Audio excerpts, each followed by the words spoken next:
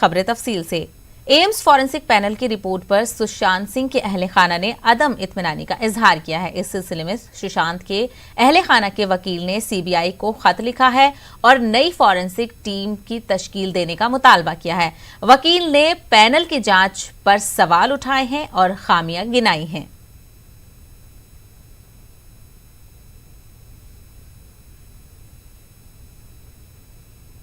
वहीं drugs connection case में रिया चक्रवर्ती को राहत मिल गई है। बॉम्बे हाईकोर्ट ने रिया चक्रवर्ती को मशरूत जमानत दे दी है।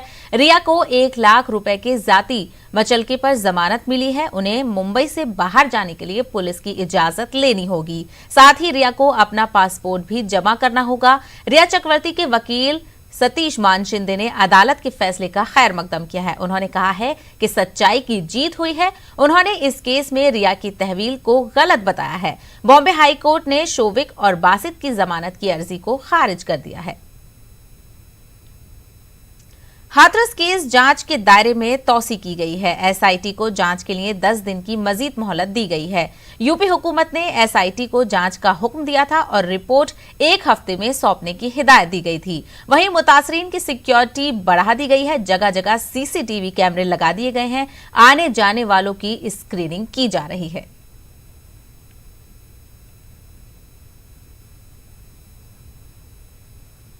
वहीं हाथरस मामले पर हो रही सियासत पर कांग्रेस लीडर राशिद अलवी ने बयान दिया है। उन्होंने कहा है कि जब तक यूपी के सीएम योगी आदित्यनाथ हैं तब तक हाथरस जैसे वाकये पेश होते रहेंगे। वजीर आला अपनी जिम्मेदारी नहीं निभा रहे हैं बल्कि मुसलमानों और मुस्लिम ममालिक पर मुख्तलिफ कहानियां बनाकर इल्जाम आयद कर रहे हैं। उन्होंने मजीद कहा कि कोई भी ऐसी कहानियों पर यकीन नहीं करेगा। रियासत में अमन अमान की हालत खराब है। ऐसे में सीएम को मशवरा दिया है कि वो इस्तीफा दें और रियासत में सदर राज नाफिज करें। और वो अपनी जिम्मेदारी ना निभा के नई नई कहानियां बनाते रहेंगे और उसका दोष मुस्लिम कंट्रीज के ऊपर, मुसलमानों के ऊपर थोपते रहेंगे। मुख्यमंत्री तो आप हैं, क्यों नहीं रोका आपने? पुलिस आपकी है, क्यों नहीं जाने दिया विपक्ष को, क्यों नहीं जाने दिया मीडिया को? आज ये थ्योरी आप दे रहे हैं कि मॉरिशस से 100 करोड़ रुपया आया है। केंद्रीय सरकार को बताना चाहिए कि योगी सच बोल रहे हैं कि झूठ बोल रहे हैं। इस तरीके की कहानियों पर कोई यकीन नहीं करेगा। उत्तर प्रदेश के अंदर कानून नाम की कोई चीज़ नहीं है। योगी आदित्यनाथ को मेरा मशवरा है, इस्तीफा दे देना चाहिए, वरना वहां पे राष्ट्रपति शासन लगना चाहिए। आम आदमी पार्टी के रुकने असेंबली कुलदीप कुमार के खिलाफ केस दर्ज किया गया है। कोरोना पॉजिटिव होने के बावजूद कुलदीप कुमार ने हाथरस का दौरा किया था और मुतासिरा खानदान के अहले खाना से मुलाकात की थी। 29 सितंबर को उन्होंने अपने कोरोना पॉजिटिव होने की बात कही थी और उसके बाद भी 4 अक्टूबर को हाथरस का दौरा किया। हाथरस के एसपी के मुताबिक कुलदीप कुमार के खिलाफ एपिडेमिक एक्ट के तहत केस दर्ज किया गया है।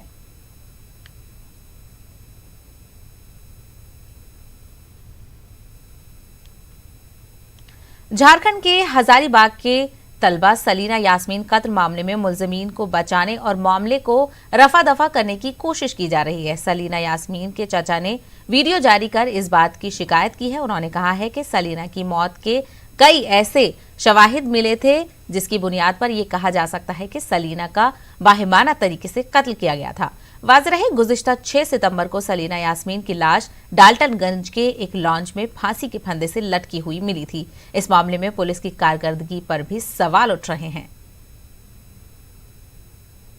लॉज में जो कि लॉज में मर्डर कर दिया गया और उसको जो है फांसी का फंदा में जुट्ठे लटकाने को दिखला दिया गया है और उसको बताया जा रहा है जो कि उसमें है कि वहाँ पर रूम में जहर का पुड़िया मिला था, सब कुछ बहुत सब कुछ ऐसा मिला है जो है और उसमें इसके साथ में सामूहिक बलात्कार भी किया गया है। जो सामूहिक बलात्कार के वजह से जांग से लेकर ज़मीन तक के भी चोट, ब्लड आ रहा था। ब्लड आने के बावजूद प्लस उसका चेहरा में चोट था, कनफट्टी में चोट है, हाथ में चोट है। ये सब मेडिकल रिपोर्ट में लिखा भी गया था, उसका भी जिक्र नहीं। और बार बार पुलिस पहले से भी बोल रही थी। फिगर पोस्टमार्टम रिपोर्ट आए हुए 24 घंटे के अंदर की हैंगिंग का मामला है। प्रेम प्रसंग है जो कि इसमें न प्रेम प्रसंग का बात है न कुछ है, जो कि ला करके अपहरण करके ला करके डाल्टनगंज में लॉज में मारा गया है। वहीं हाथरस में जो मुतासिरा खानदान है उनकी सिक्योरिटी को बढ़ा दिया गया है। इसी मामले में रुख करते हैं हमारे नुमाइंदे का। आरिफ हमारे साथ मौजूद है। आरिफ, हाथरस में जैसे कि हमने कल देखा था कि सुप्रीम कोर्ट ने हुक्म दिया था कि मुतासिरा खानदान की सिक्योरिटी के हवाले से योगी हुकूमत को हलफनामा दाखिल करना है। अब ऐसे में हाथरस में सिक्योरिटी बढ़ाई गई है, किस तरीके से इसको देखा जा रहा है? देखिए सहबा, जिस तरह से पूरा ये वाकया हुआ है, लगातार मामला हाईलाइट हो रहा है। दूसरी सबसे बड़ी बात यह है कि मीडिया में मामला तमाम पॉलिटिक्स उसमें हुई और सुप्रीम कोर्ट में व्याख्या दी गई, उसको लेकर जब आदेश हुआ है तो पूरे परिवार की सिक्योरिटी बढ़ा दी गई है। देखिए पूरे गांव के आसपास पीएसी के जवान तैनात कर दिए गए, पुलिस के जवान तैनात कर दिए गए। इसके अलावा जो पीड़ित परिवार है, जो मृतका का परिवार है, उसको इंडिविजुअली एक गार्ड दिया गया है ताकि उनके साथ किसी तरह की कोई वारदात न हो, क्योंकि उन्होंने इस बात की आशंका व्यक्त की थी कि उनके साथ कोई घटना हो सकती है। बड़े लोग हैं, दबंग लोग हैं, लिहाजा उसको बहुत ज्यादा दिक्कत है। इसलिए जो आदेश हुए हैं कि उनको पूरी सुरक्षा दी है और पूरी सुरक्षा मुहैया कराई भी गई है। देखिए गांव के बाहर भी फोर्स तैनात किया गया है ताकि किसी भी तरह की अगर हो सकता है, एक आशंका ये भी जताई जा रही थी कि गांव के बाहर के लोग यहाँ आए और हंगामा करें, इसको लेकर भी सिक्योरिटी बहुत टाइट कर दी गई है। कहीं पर भी ऐसा कहीं नहीं दिख रहा है कि सिक्योरिटी लैप्स हो, यानी कि पूरी तरह सुरक्षा के मुकम्मल इंतजाम गांव के अंदर, गांव के बाहर कर दिए गए हैं। जी सेवा। आरिफ, तो क्या परिवार की तरफ से कोई रद्द-ए-अमल सामने आया है? क्या वो अब मुतमईन है सिक्योरिटी को लेकर? बिल्कुल सेवा, जिस हिसाब से क्योंकि आदेश कल हुए हैं, कल रात में फोर्स डिप्लॉय किया गया है। अब जो परिवार है वो अपने आप को सेफ महसूस कर रहा है, वो कह रहा है कि सिक्योरिटी सब ठीक है। लेकिन अब सबसे बड़ा सवाल है उनको इंसाफ मिले, जो उनकी बेटी की हत्या हुई है उसको लेकर अच्छी जल्दी से बहुत इंसाफ मिले। देखिए आरोपी कौन है, किसने मारा, ये अभी जांच रिपोर्ट में पता चलेगा। तमाम बातें सामने आ रही है, ये अभी बताना ठीक नहीं है, क्योंकि जो आरोपी पक्ष है वो इस बात को मानने को तैयार नहीं है कि उनकी फैमिली के लोगों ने, चारों लोगों ने इस तरह की वारदात को अंजाम दिया है। लेकिन जो मृतका है, जिसकी मौत हुई है, उसके परिवार वाले साफ तौर पर कह रहे हैं कि चारों लोगों ने ही मिलकर उसकी हत्या की है। इस तरह की तमाम बातें सामने आ रही हैं। तमाम यहाँ पंचायत भी हुई है, आरोपी पक्ष के जो लोग हैं उनकी तरफ से यहाँ महापंचायत भी बुलाई गई थी, साफ तौर पर कह रहे हैं कि चारों के चारों बेकसूर है। तो अभी जांच के बाद पता चलेगा कि आखिर उस लड़की की हत्या किसने की, उसके साथ क्या वारदात हुई, ये सीबीआई जांच के बाद पता चलेगा। हालांकि अभी एसआईटी जांच कर रही है, एसआईटी को अभी 10 दिन का वक्त और दिया गया है और वो एसआईटी 10 दिन के बाद अपनी रिपोर्ट सबमिट करेगी, फिर सरकार फैसला लेगी कि आखिर हुआ क्या है। अब उसके बाद सीबीआई जांच शुरू होगी। सीबीआई जांच में एक तरफ से साफ तौर पर एक चीज साफ हो जाएगी कि जो जिसकी मौत हुई उसके साथ क्या वारदात हुई और किस तरह से उसकी हत्या हुई। आरिफ, दूसरी तरफ अगर मुल्जमीन की बात करें तो क्या योगी हुकूमत की तरफ से मुल्जमीन को भी सिक्योरिटी फराहम की गई है? नहीं, देखिए जो 4 आरोपी हैं वो सब जेल में है। परिवार के जो लोग हैं, जो आरोपी परिवार है, बहुत गांव का दबंग बताया जा रहा है। उन्होंने इस तरह की कोई मांग नहीं की थी।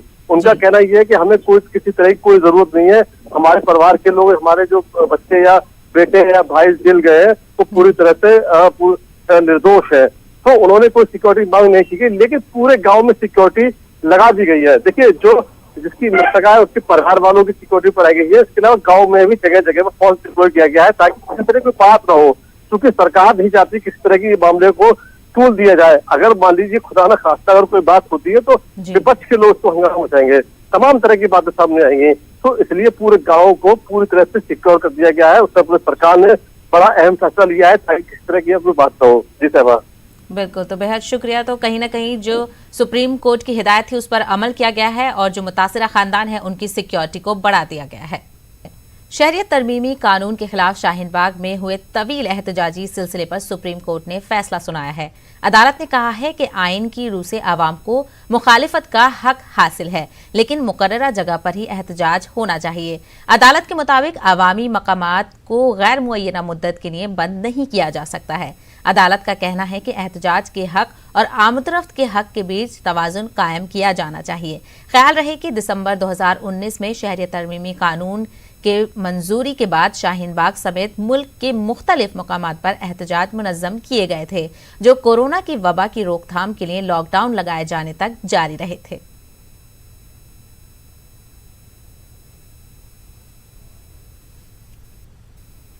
बाग में चल रहे विरोध प्रदर्शन को लेकर सुप्रीम कोर्ट ने अपना एक बड़ा फैसला सुनाया। सुप्रीम कोर्ट ने कहा कि विरोध के अधिकार की एक सीमा होती है। सार्वजनिक स्थल को अनिश्चितकालीन तक घेर कर बैठना विरोध के अधिकार को स्वीकार नहीं करता। सुप्रीम कोर्ट ने यह कहा कि इस पूरे मामले में प्रशासन कार्रवाई कर सकता है। प्रशासन को अदालत के किसी भी आदेश का इंतजार करने की जरूरत नहीं है। सुप्रीम कोर्ट ने अपने फैसले में यह भी कहा कि उम्मीद ये भी करते हैं कि भविष्य में प्रशासन को इस प्रकार किसी भी प्रकार से अदालत के आदेश का इंतजार नहीं करना होगा। सुप्रीम कोर्ट ने अपने फैसले में यह भी स्पष्ट किया कि किसी भी व्यक्ति को विरोध करने का उसका मौलिक अधिकार है, लेकिन वो विरोध इस तरह पर होना चाहिए कि आम जनमानस उस विरोध से परेशान न होने पाए। कैमरामैन जगदीश गौतम के साथ सुशील पांडे, न्यूज़ 18 दिल्ली। अर्जी गुजार अमित साहनी ने सुप्रीम कोर्ट के फैसले का खैर मकदम किया है। उन्होंने कहा है कि अदालत का फैसला मील का पत्थर साबित होगा। एनआरसी के विरोध में शाहीन बाग रोड ब्लॉकेज मामले पर जो मैंने सुप्रीम कोर्ट में याचिका डाली थी, उस पर आज सुप्रीम कोर्ट ने अपना फैसला दे दिया है। सबसे पहले मैंने हाई कोर्ट में रिट पिटीशन दायर की, उसमें कहा कि शाहीन बाग रोड ब्लॉकेज को हटाया जाना चाहिए। हाई कोर्ट ने कहा कि पुलिस प्रशासन अपना काम करे लॉ एंड ऑर्डर को देखते हुए और लार्जर पब्लिक इंटरेस्ट को देखते हुए। 35 दिन के बाद मैंने सुप्रीम कोर्ट में याचिका डाली कि इस पूरे मसले को लेकर के लोगों को असुविधा हो रही है और लोगों को ऐसी परेशानी नहीं होनी चाहिए। कॉन्स्टिट्यूशनल राइट्स को एक्सरसाइज करते हुए लोग बाकी लोगों के अधिकारों का हनन नहीं कर सकते। तो माननीय सुप्रीम कोर्ट ने कहा है कि पब्लिक रोड को ब्लॉक नहीं किया जा सकता, प्रदर्शन के नाम पर दूसरे लोगों को परेशानी नहीं पहुंचाई जा सकती। माननीय सुप्रीम कोर्ट ने यह भी कहा है कि प्रशासन अपने रवैये में ढीला रहा है और प्रशासन को त्वरित कार्रवाई करनी चाहिए थी और इस तरह धरना प्रदर्शन की इजाज़त नहीं दी जानी चाहिए और पब्लिक रोड को किसी सूरत में ब्लॉक नहीं किया जा सकता। माननीय सुप्रीम कोर्ट ने यह भी कहा है कि हाई कोर्ट को भी इस पूरे मसले की मॉनिटरिंग करनी थी, बजाय इसके कि इस पूरे मसले पर याचिका का निपटारा करने की बजाय। इतने दिन बीत जाने के बाद भी सुप्रीम कोर्ट ने खेद जताया है कि धरना प्रदर्शन चलता रहा और प्रशासन किसी भी सूरत में कोर्ट ऑर्डर्स के पीछे नहीं छुप सकता। प्रशासन को क्या करना है, कैसे लॉ एंड ऑर्डर मेंटेन करना है, ये प्रशासन की जिम्मेदारी है और उसे इसके लिए कोर्ट के ऑर्डर की ज़रूरत नहीं है। माननीय सुप्रीम कोर्ट ने कहा कि इस तरह के धरने प्रदर्शन फ्यूचर में नहीं होने चाहिए। वहीं सुप्रीम कोर्ट के फैसले का बीजेपी के लीडर कपिल मिश्रा ने भी खैर मकदम किया है। उन्होंने इसे दिल्ली के आवाम की जीत करार दिया है। कोर्ट का ये जो निर्णय आया है शाहीन बाग के बारे में, ये दिल्ली की जनता की जीत है, हम सब लोगों की जीत है जो सड़कें बंद होने का विरोध कर रहे थे।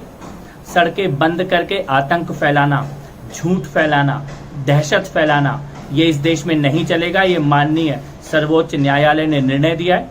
हम सुप्रीम कोर्ट के निर्णय का स्वागत करते हैं और मुझे लगता है वो सभी लोग जो सड़कें बंद कर रहे थे, गलियां बंद कर रहे थे, दंगे करने की कोशिश कर रहे थे, लोगों को दफ्तर जाने से, बच्चों को स्कूल जाने से रोक रहे थे, उनको भी समझ में आ गया होगा इस देश का कानून, इस देश का संविधान, बाबा साहब अम्बेडकर का संविधान इसकी इजाजत नहीं देता है। दोबारा ये गलती कोई ना करे, यही सबके लिए ठीक है।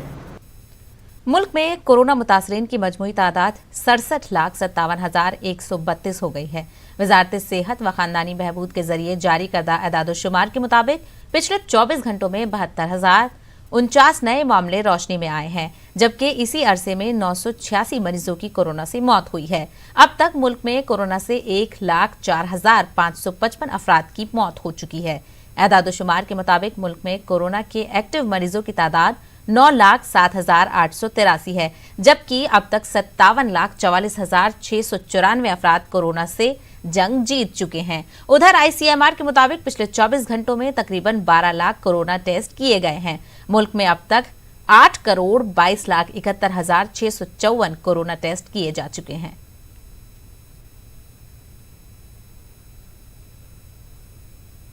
झारखंड में कल से इबादत गाहें आम लोगों के लिए खोल दी जाएंगी। कोरोना की वजह से रियासत की तमाम इबादत गाहें 6 माह से ज्यादा अरसे से बंद थीं। रियासती हुकूमत के ऐलान के बाद इबादत गाहों को खोलने की तैयारी की जा रही है। मसाजिद में साफ सफाई के साथ साथ DDT, फिनाइल का छिड़काव के अलावा सैनिटाइज भी किया जा रहा है। साथ ही लोगों को मास्क लगाकर मस्जिद आने की हिदायत जारी की गई है। इस इजाजत से लोगों में खुशी देखी जा रही है कि 8 तारीख से मस्जिद और मंदिर खोल दी जाएगी। खुशी है, बहुत खुशी है। इतने लंबा अरसे के बाद में जो है ना, आदमी को इबादत और पूजा पाठ करने का मौका मिल रहा है कि अल्लाह ताला जितना जल्द से जल्द हो सके इस महामारी को दूर फरमाए और पूर्ण अमन चैन सुकून के साथ इबादत करे आदमी। सोशल डिस्टेंसिंग के तहत लोग मस्जिद में आएंगे और अल्लाह की बारगाह में अल्लाह की इबादत करेंगे और पूरी सफाई और सैनिटाइज़र वगैरह का भी हमारे मस्जिद में एहतमाम किया गया है। हुकूमत हिंद के हम शुक्रगुजार हैं कि उन्होंने हम लोगों को इबादत करने के लिए खुले तौर पे इजाज़त दे दी है।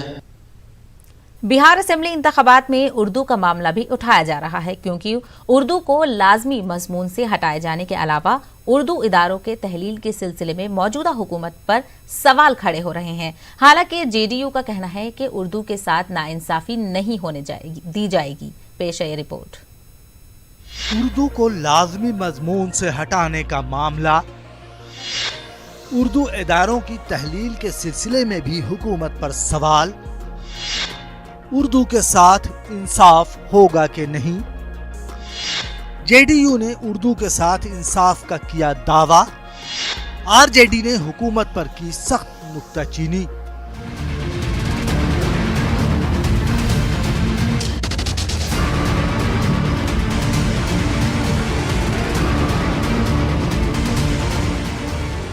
असेंबली इंतखाबात में उर्दू का मामला भी जोरों से उठाया जा रहा है।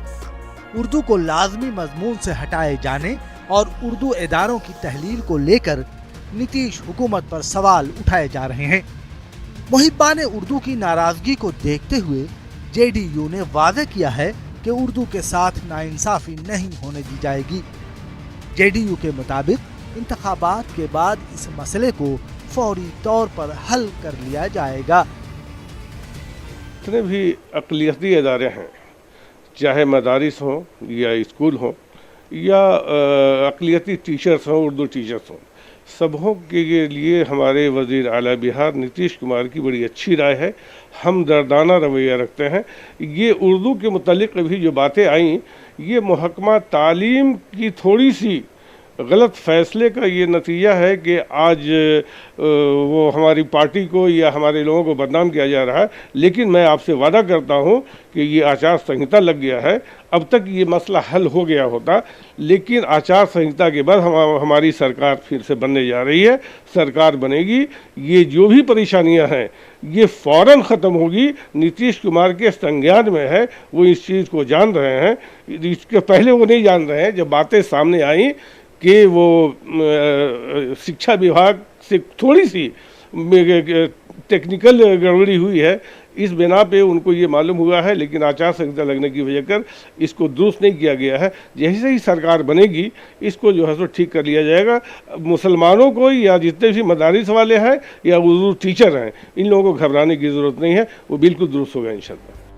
दूसरी जानिब RJD ने JDU के बयान पर सख्त रद्द अमल जाहिर करते हुए कहा है कि जब मौका था तो मौजूदा हुकूमत उर्दू के साथ इंसाफ नहीं कर सकी और अब इंतखाबात के वक्त JDU झूठा दावा कर रही है। RJD का कहना है कि आवाम अब नीतीश कुमार को दोबारा मौका नहीं देंगे। उर्दू का सवाल है तो नीतीश हुकूमत ने अपने 15 साल के टेन्योर में उर्दू का जबा किया और चुनाव जब आया तो ये सब्ज बाग दिखा रहे हैं उर्दूदान क्लास को कि हम जब सरकार में आएंगे तो उर्दू के मसले को हल करेंगे। मसला आपने पैदा किया, 15 साल में आपसे हल नहीं हुआ, तब तो आप पैदा करते रहे। कल होकर जब आप जीत कर आइएगा तब न हल कीजिएगा। तो मुसलमानों को और उर्दूदा तबके को नीतीश जी सब्ज बाग दिखाना छोड़ दें। उनके इस साजिश को, उनके इस दिमागी खुराफात को उर्दू के बाबत पूरी आवाम जान चुकी है, इसलिए वो अपना भी वक्त ख़राब न करे उर्दू के बाबत सब्ज़ बाग दिखाकर। इस तरह इंतखाबी मौसम में उर्दू के हक में काम करने की हुक्मरान जमात और अपोजिशन की अपनी अपनी दलीलें हैं, लेकिन क्या वाकई इंतखाबात के बाद उर्दू का मसला हल होगा, ये तो आने वाला वक्त ही बताएगा। Bureau report, news 18 Urdu. वादी कश्मीर में पिछले कई बरसों से जाफरान की पैदावार में नुमाया कमी को देखकर मरकजी हुकूमत ने जाफरान को बढ़ावा देने की गर्ज से 200 पामपोर में इंटरनेशनल स्पाइस पार्क का कयाम अमल में लाया है, जिससे कश्मीरी जाफरान को बैनुल-अक़वामी सतह पर फरोग मिलेगा। पेश है सैयद मंजूर की ये रिपोर्ट।